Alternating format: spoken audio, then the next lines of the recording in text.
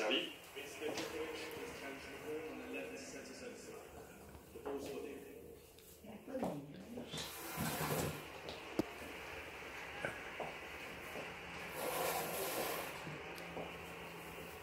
Ah oui, en effet. Bonnes cheveux. Voilà, c'est propre. Good morning guys. Welcome to my channel. Today is Sunday. We are going to eat sukrut. Sukrut, it's Alsatian specialties ng Alsatian. At ang Alsace ay malapit sa Germany. Ito ang ano namin guys, ang kakainin namin. Hindi ko mapapakita. Ito na lang malalaking sausage. Ito, ipangahalo ito doon sa sukrut. Malalaking sausage. Ako hindi ko gusto yung mga sausage na yan. Tapos, alam ko meron jumbo eh.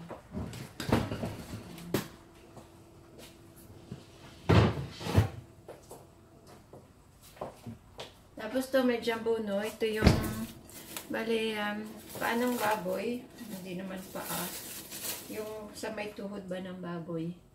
Maalat ito. Tapos pinakulo ko kahapon. Hindi nga maganda pakulo pagkapalambot. Kasi naparami yung tubig. Nawala yung lasa.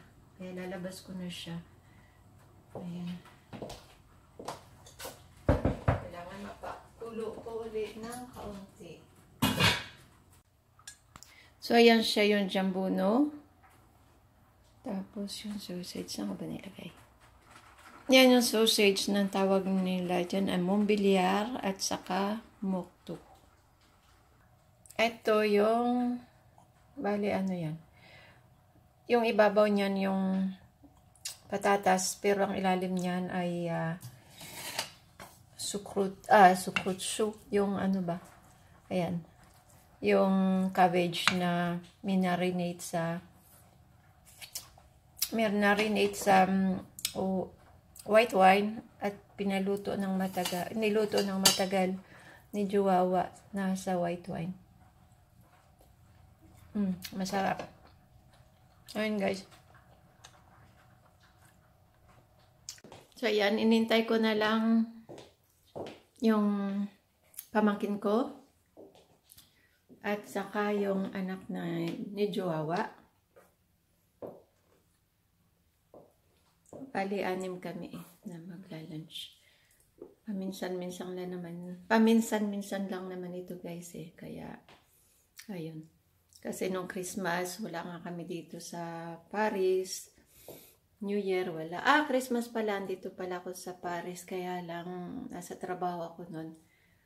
At itong New Year naman, nasa Pilipinas kami. Kaya hindi namin nakasama itong pamilya niya, itong anak niya ni Jowawa, at saka itong pamangkin ko rin.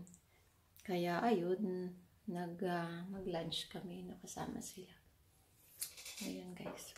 Paminsan-minsan lang yan.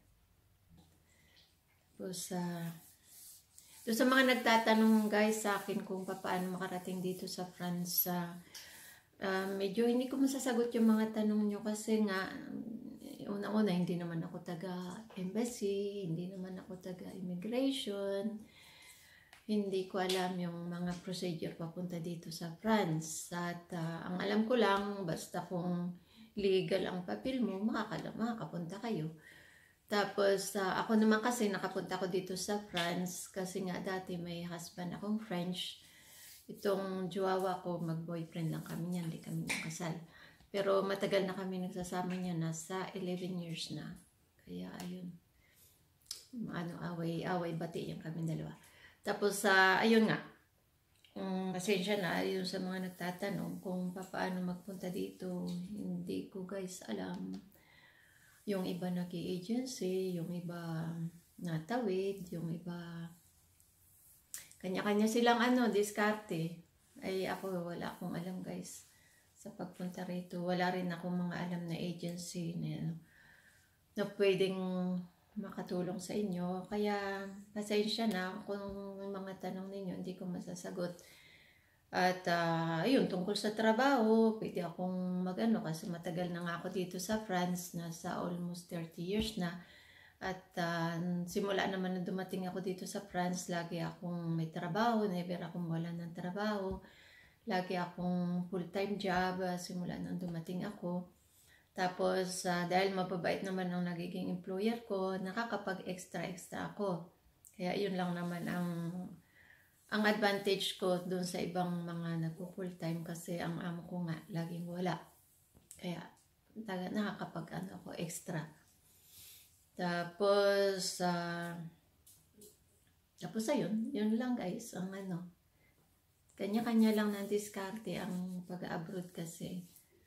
Kasi kung mahirap kasing pumunta na dito sa France kasi masyado nang mahigpit. Kasi napakarami ng migrant dito sa France at marami ng mga jobless. Kaya napakahigpit na ng Europe ngayon.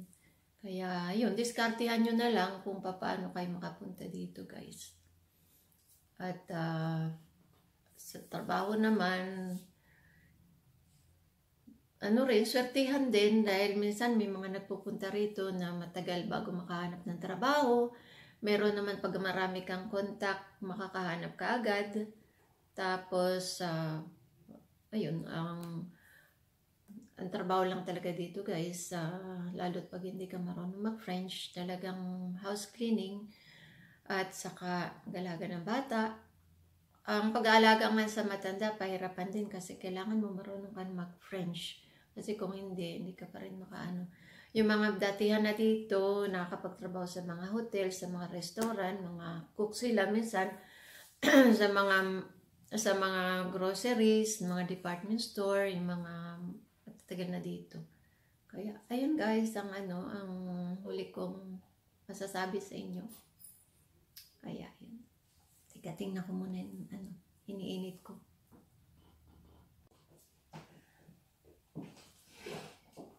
So, ayan, na-prepared ko na itong table. 1, 2, 3, 4, 5, 6, tama.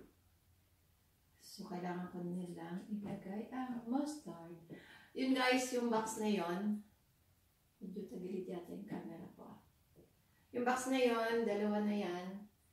Para padala naman yan sa Pilipinas ulit guys. Pinupuno pa. Kaya, nandiyan lang yan. Medyo nakakaano nga lang. Nakakasikip. Ayun.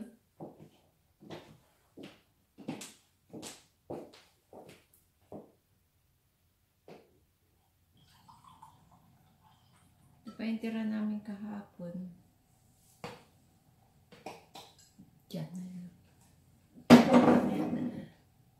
Nasa matala ko habang wala si Juwawa. Namamalengke. Gano'n. Hindi ako makapag-vlogs pa narito. Kailan meron eh. Sa Pilipinas guys, ay naku, lagi kaming bakbakan, away.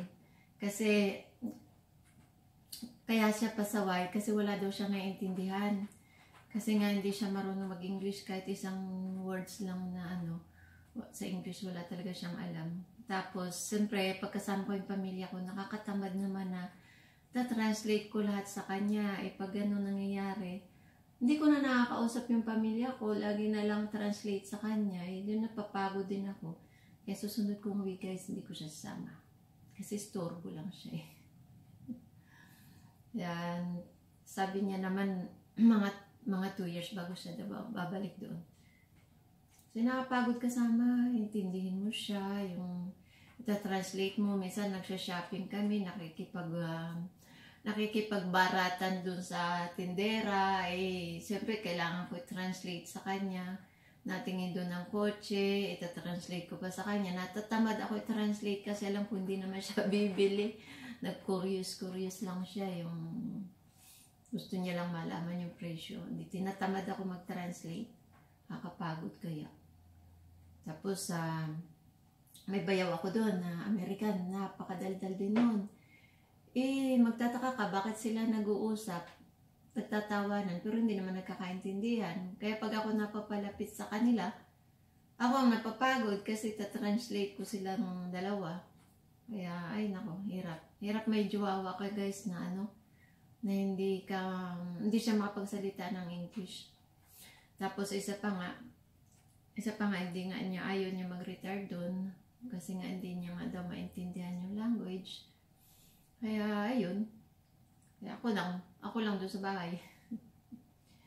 Bagay, malaki naman ang age gap namin. Siguro the day na mag-retired ako, baka hindi niya na kaya mag-travel. Kaya siguro ako lang ang mapapatira dun sa bahay ko. Tapos yung kapatid ko, tipag ko lang. Ayun, masyado na ako madaldal guys. Baka maubos na yung time sa ano. Mapuno na yung ano ko, record.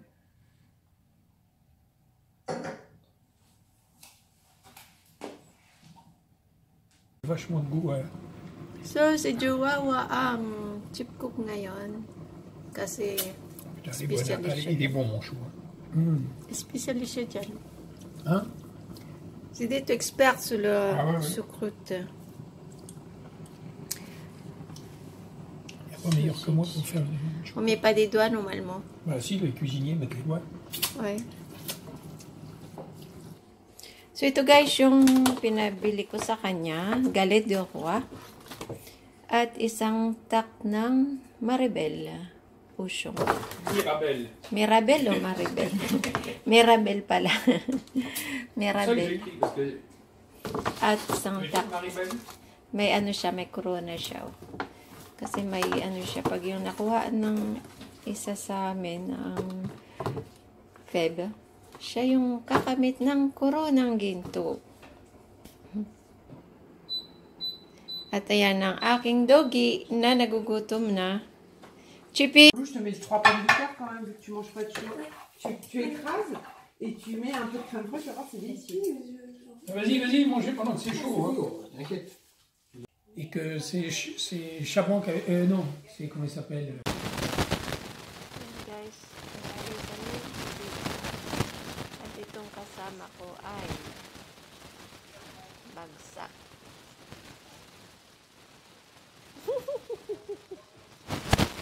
Yun, ako nagising yung binibidyo ko guys. So, ngayon na, nag-alisan yung mga bisita at lasing na yata itong kasama ko. Gabi na rin kasi. Sige guys, good night. Thank you for watching.